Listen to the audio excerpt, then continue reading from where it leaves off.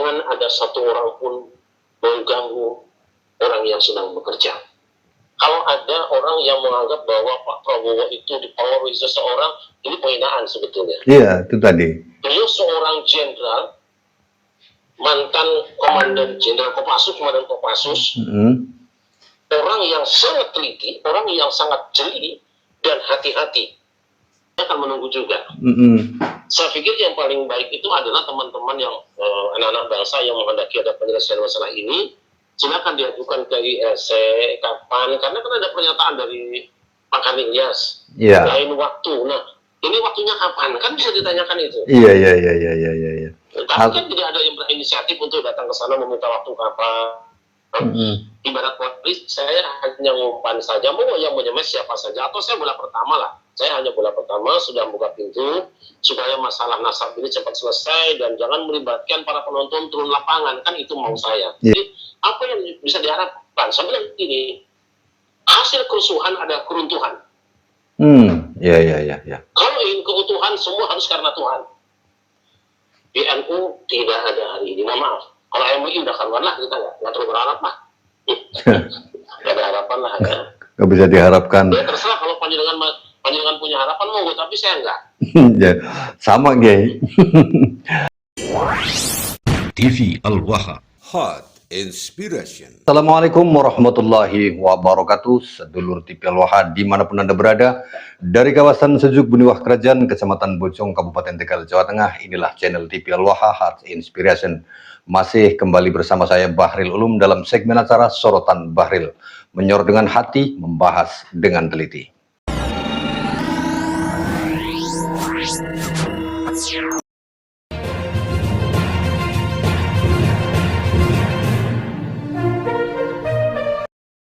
Sedulur TV Al-Waha, minggu ini masih viral statement Rizik Syihab yang menghina Bapak Presiden Prabowo Subianto, menganggap beliau menjadi setan gara-gara bergaul dengan Jenderal Setan, di mana Jenderal Setan ini arahnya adalah Jenderal Dudung Abdurrahman yang telah dilantik menjadi KSP.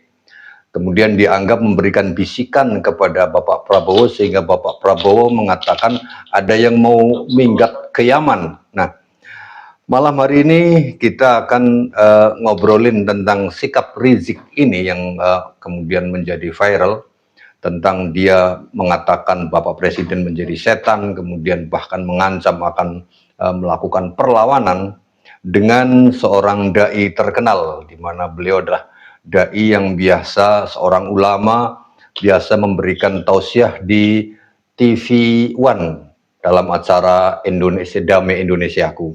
Beliau adalah Kiai Haji Syarif Rahmat SI.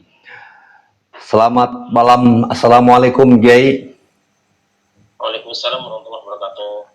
Sehat Kiai? Alhamdulillah, Presiden sehat. Pangapunten. Matur nuwun, terima kasih atas waktunya untuk TV Al-Waha ini Kiai. Ini perlu saya sampaikan kepada panjenengan bagaimana pendapat panjenengan tentang sikap Rizik, di mana Rizik ini ketika mendengar Bapak Prabowo mengatakan ada yang mau kabur ke Yaman. Karena kenapa beliau Bapak Presiden Prabowo mengatakan semacam itu? Kan banyak tagar-tagar yang mengatakan Indonesia gelap. Indonesia gelap, sampai Bapak Presiden mengatakan Indonesia gelap matanya buram, Indonesia terang benderang. Ada yang mau kabur, bahkan juga ada kalimat-kalimat tagar kabur aja dulu lah. Kemudian Bapak Presiden mengatakan ada yang mau kabur ke Yaman. Nah, dari kata ada yang mau kabur ke Yaman ini ditanggapi oleh Rizik Syihab sebagai sesuatu yang dia merasa terhina dengan dikatakan mau kabur ke Yaman. Sampai kemudian Rizik ini mengatakan mestinya Indonesia itu, mestinya kamu itu berterima kasih dengan Yaman, karena ulama-ulama semua yang di Indonesia itu berasal dari Yaman, dan Islam itu tersebar oleh ulama Yaman. Bagaimana menurut panjenengan Kiai? Monggo. Bismillahirrahmanirrahim. Pertama, bahwa kalau kita bicara Yaman, maka kita bicara Al-Quran surah Al-Maidah ayat 4. Di situ ada fasawfa ya'tillahu biqaumin yuhibbuhum wa yuhibbunah. Karena awalnya mengatakan, orang-orang yang beriman, mayyartadda minkum an dinihi fasawfa ya'ti Allahu biqaumin yuhibbuhum yuhibbunah wa dhillatan lil mu'minin wa 'izzatin lil kafirin yujahiduna fi sabilillah wa yakhafuna lawmata la'im. Dzalika fadlullahi yu'tihi man yasha' wallahu wasi'un 'alim. Hai orang-orang yang beriman, siapa saja antara kamu yang murtad dari agamanya, maka Allah akan mendatangkan satu kaum yang Allah mencintai mereka dan mereka mencintai Allah. Ya. Mereka lemah lembut dengan orang beriman, tegas dengan orang-orang kafir, berjuang di jalan Allah, dan tidak takut dicela oleh siapapun juga. Iya. Nah, segitu dulu. Nah, ketika ayat ini dibaca, di situ ada yang namanya Abu Musa al-Asy'ari. Iya. Siapa kaum yang dipuji-puji Rasulullah dengan sifatnya lemah lembut, dengan sesama orang beriman, tegas kepada orang kafir, berjuang dan tidak marah kalau dicaci maki, kalau dihina. Kata Nabi, hadza wa qaumuhu ahlul Yaman. Yaitu Abu Musa al-Asy'ari dan kaumnya, orang-orang Yaman. Iya. Dan oleh karena itu maka kemudian ketika datang Abu Hasan al-Asy'ari sebagai turunan dari Abu Musa al-Asy'ari, membawa akidah Ahlussunnah wal Jamaah yang berasal dari Yaman itu, maka para ulama, mayoritas ulama mengatakan bahwa inilah aliran yang benar Ahlussunnah wal Jamaah yang dibawa oleh Abu Hasan al-Asy'ari dan Abu Mansur al-Maturidi berdasarkan ayat tadi. Iya. Nah, oleh karena itu ketika kita dikatakan misalnya saya suruh pergi ke Yaman, itu harus difahami, bisa jadi ya kita supaya ngalap barokah dengan ilmunya orang Yaman yang diyakini membawa akidah yang benar Ahlussunnah wal Jamaah. Yang kedua, mereka adalah orang-orang yang punya karakternya lemah lembut kepada sama orang beriman, tegas menyikapi orang kafir, kemudian berjuangnya ikhlas karena Allah, tidak marah kalau dicaci maki. Nah, itu yang sebenarnya sedang diajarkan barangkali Pak Presiden ke sana arahnya. Artinya gini, kalau kita merasa orang Yaman, kita harus bangga dong bahwa kita masuk dalam kategori kelompok yang benar. Cuma memang jadi masalah, apakah kita ini layak disebut orang Yaman atau pengikut orang Yaman atau tidak? Lihat karakternya. Iya. Lihat karakternya. Sebab kan kita tahu bahwa Abraha juga berangkat dari Yaman kan? Iya. Tetapi setelah ditelisik, masuk Abraha kasar seperti itu. Orang Yaman kan lemah lembut tadi kata ayat tadi. Iya. Dan sesama orang beriman dia sopan santun, baik dia kan, berjuangnya ikhlas karena Allah, tidak marah-marah. Ketika ditelisik dalam sejarah ternyata Abraha bukan asli Yaman, cuma memang berangkat dari Yaman. Ternyata darahnya bukan. Oh, iya. Bukan Yaman, bukan gitu. Jadi kalau nanti kita marah misalnya, jangan-jangan kita sebenarnya bukan asli Yaman, karena Yaman aslinya kan lembut. Iya. Kalau begitu boleh dibilang bahwa kaum Ba'alwi Rizik Wahwatuhu itu bukan orang Yaman juga, Kiai. Karena berbeda dari sikapnya. Iya. Kalau dites DNA, ditelisik ke sejarah kita, apakah kita memang benar-benar Yaman atau cuma menyawankan diri? Semua dari karakternya Yaman itu lemah lembut. Iya. Arab quluban wa alyanu afidah, kata Nabi. Orang Yaman itu adalah halus jiwanya, lemah lembut hatinya, santun tutur katanya, itu cirinya. Dan tidak menyombongkan diri. Tidak menyombongkan diri, dicela pun tidak marah. Iya. Tapi nyata faktanya dengan adanya polemik nasab hari ini, mereka yang mengaku sebagai orang Yaman, mengaku keturunan Nabi, kan rata-rata marah, Kiai. Ya, saya kira itu yang menjadi bahan pertanyaan kita. Harus ada pembuktian lebih lanjut lah bahwa benarkah darah kita ini darah Yaman, karena kok mulut kita tidak sama dengan mulut Yaman yang disebutkan oleh Nabi. Iya. Akidah kita juga tidak mirip dengan akidah orang Yaman, sebab mereka apa? Orang-orang Yaman itu melahirkan Ahlussunnah wal Jamaah yang toleran dalam menyikapi perbedaan. Itu salah satu cirinya. Tidak gampang mengkafirkan orang, tidak gampang menyesatkan orang. Sebab Abu Hasan al-Asy'ari mengatakan, catatlah bahwa aku tidak akan pernah mengkafirkan seorang pun manusia dari Ahlul Kiblat. Iya. Tidak bisa mengatakan Fir'aun, Dajjal, Syaitan, goblok, kafir, tidak mungkin. Itu keluar dari Ahlussunnah wal Jamaah. Berarti itu dalam tanda petik sudah bisa disimpulkan bahwa mereka itu tidak bisa disebut sebagai orang Yaman berdasarkan sabda Rasulullah tadi ya, Kiai. Ya silakan dilanjutkan saja. Kemudian ini Kiai, bagaimana ketika misalkan dari Bapak Jenderal Dudung Abdurrahman kemudian mengambil langkah hukum terhadap apa yang disampaikan oleh Rizik Syihab terkait penghinaan Rizik terhadap Bapak Presiden yang menganggap bahwa Presiden itu jadi setan karena bergaul dengan Jenderal Setan. Ingat di surah Yasin. Inna tatajarna bikum la illam tantahu lanarjumanakum la masalakum min adzabun alim. Kami sial gara-gara kamu. Ini kata orang-orang yang menolak kedatangan para rasul yang membenahi kelakuan. Iya. Kalau kamu tidak menghentikan perbuatan kamu, kami rajam kamu. Atau kami timpakan sisahan yang pedih. Lalu jawab oleh para rasul utusan tadi, para reformis, para pembawa gerakan baru, ta'irukum ma'akum.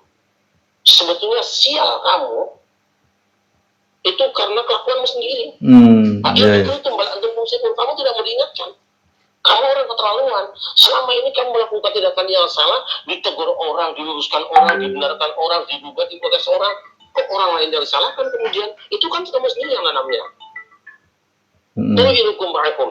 Jadi kita tidak boleh menyalahkan siapapun ya, tidak boleh menuding siapapun dalangnya, biang keroknya, tidak boleh. Kita hanya boleh coba koreksi diri. Kenapa kok ada orang yang bersikap seperti itu? Jangan kemudian kita mencari kambing hitam, sebab kambing putih masih banyak kan. Iya. Gitu. Artinya Rizik ini hanya mencari kambing hitam ini. Jadi gini, bagi saya, kalau ada orang yang menganggap bahwa Pak Prabowo itu dipengaruhi seseorang, ini penghinaan sebetulnya. Iya, itu tadi. Beliau seorang jenderal, mantan komandan jenderal Kopassus, orang yang sangat teliti, orang yang sangat jeli dan hati-hati. Tentu ucapan itu tidak mungkin menurut kata orang. Wah, terlalu hina presiden kalau menurut kata orang, dipengaruhi orang lain, terlalu hina dia. Jadi saya kira itu penghinaan ya. Tapi gini, saya nanya lagi, bahwa pernyataan Pak Prabowo itu kenapa dia menggunakan terminologi Yaman, tidak minggat silakan ke Eropa, ke Jepang, bisa jadi karena beliau terlalu sering mendengar kata itu di tengah masyarakat, karena memang sejak berapa tahun ini kan itu banyak muncul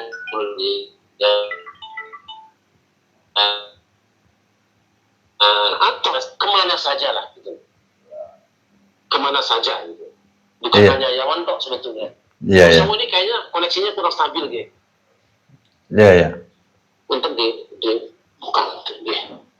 Jadi mungkin maksud beliau sebetulnya mau Yaman kek, mau Jepang kek, mau Cina kek, gitu sebetulnya sih. Tapi yang disebut hanya satu itu karena kan terlalu sempit waktu untuk banyak berbicara kan. Apalagi beliau kalau berbicara kan sangat singkat gitu. Kalau ini kan saya kira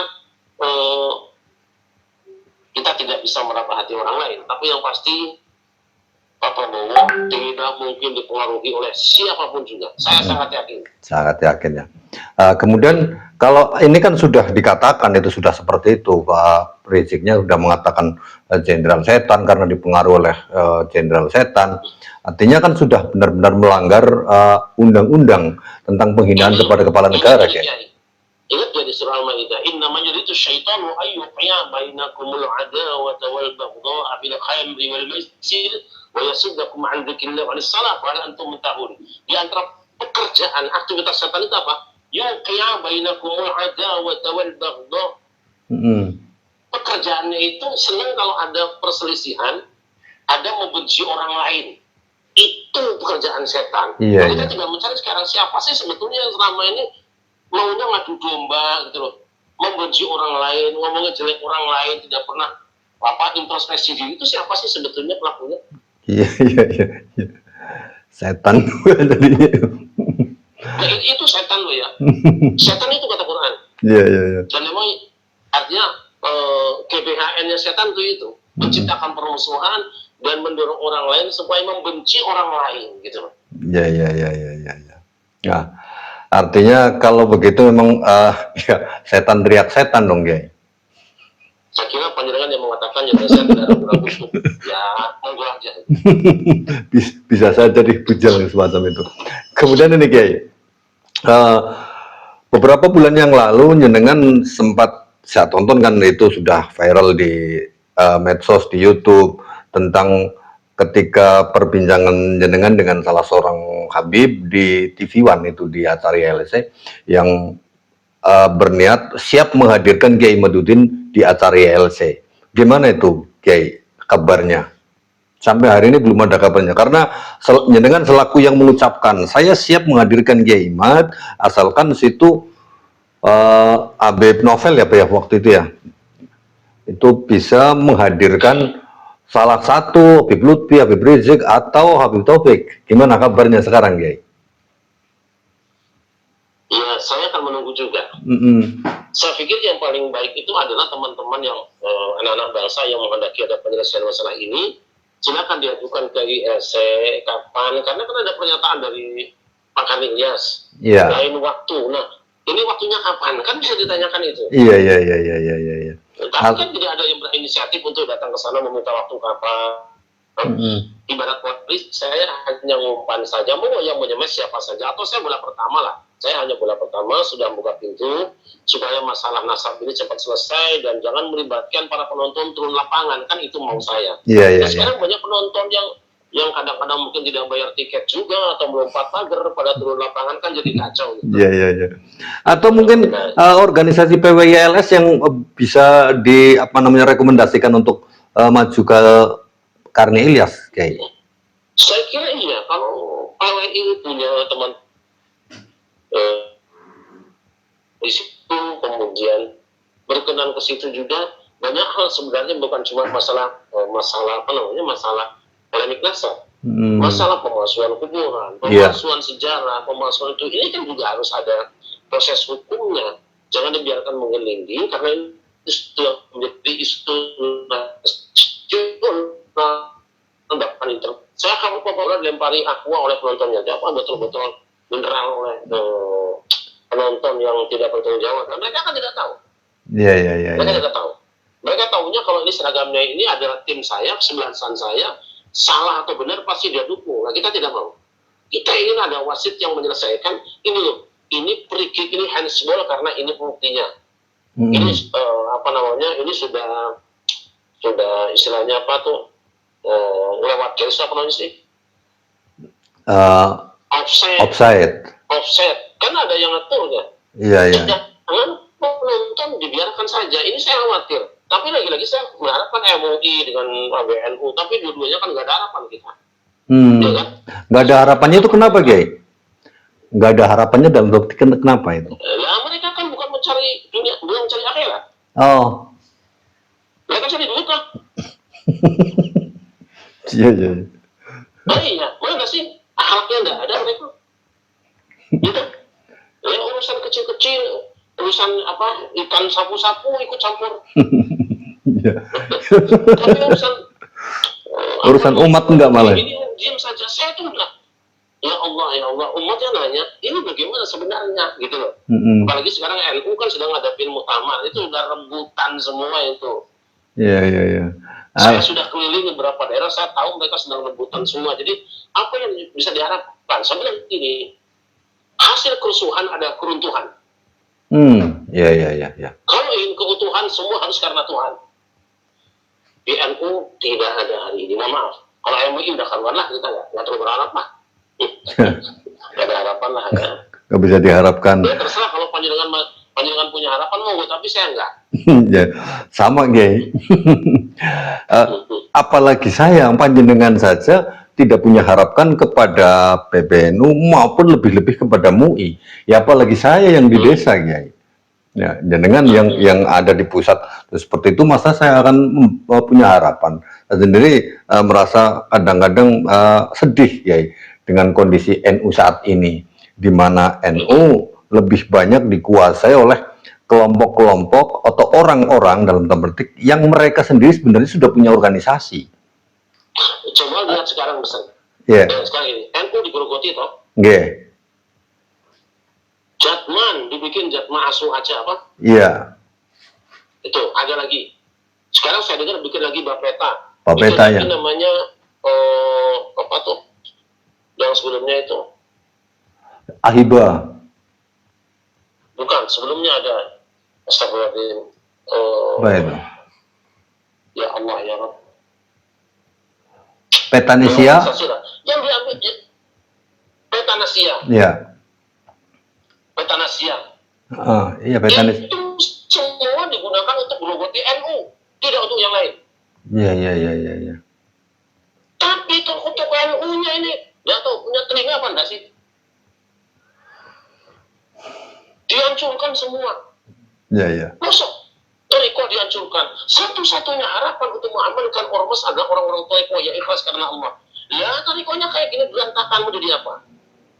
Iya. Ini kita ngerilah. Tapi ya semoga itu kan bahagianya begitu.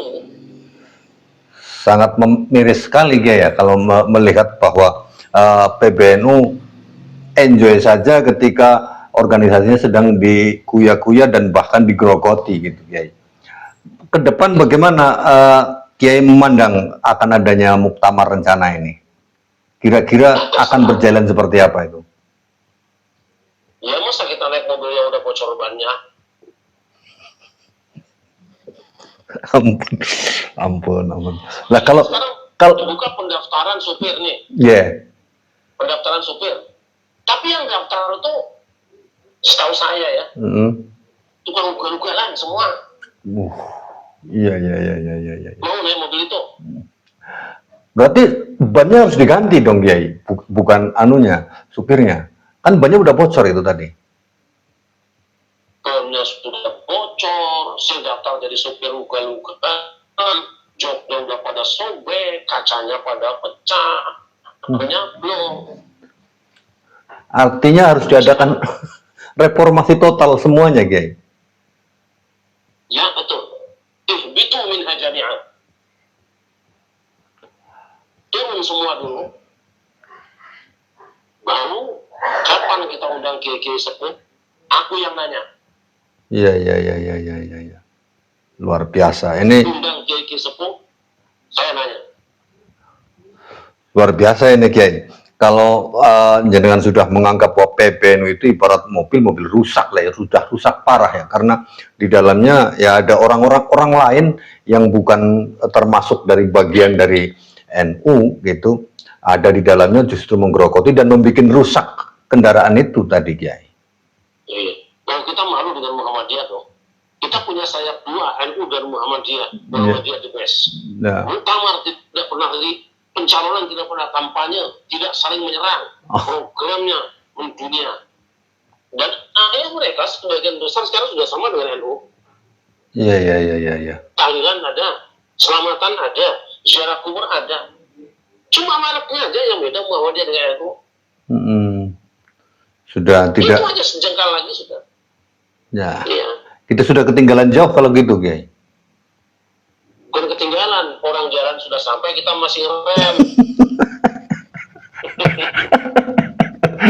Itu lebih kejam lagi ya.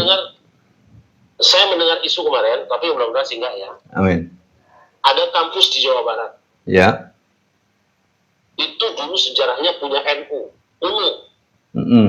Tahun 60-an mungkin. Kemudian jadi Uninus. Iya. Ya. Uninus itu kemudian akan dijual dan oleh tim dari PWNU Jawa Barat ditawar harganya. Jadi, tapi ketika transaksi bukan atas nama PWNU, tapi pribadi-pribadi. Wow. Itu real kejadiannya, Kiai. Ya mau bertelusuri, kenapa diam-diam? Saya sudah mendengar dari seorang tokoh yang sangat bisa dipercaya. Saya kaget itu. Masya Allah. Mau telusuri kalau nggak percaya. Artinya saya tidak menuding siapapun, tapi perlu cross check, perlu diklarifikasi benar nggak kejadian ini. Tapi nggak boleh diam kita. Iya. Cuma kepada siapa bicara? Ke PBNU? Enggak lah. Terus kemana? Kalau ke PBNU, Mana gitu? kalau ke PBNU aja enggak lah, harusnya kemana Kiai? Ke YouTuber. Ya, diviralkan No aja. viral, no justice. Ya, no viral, no justice, benar. Nah, biar rakyat yang menilai sendiri. Ya, ini luar biasa, Masya Allah. Artinya banyak hal yang harus kita perbaiki di PBNU dan di grassroots ini sendiri, Kiai.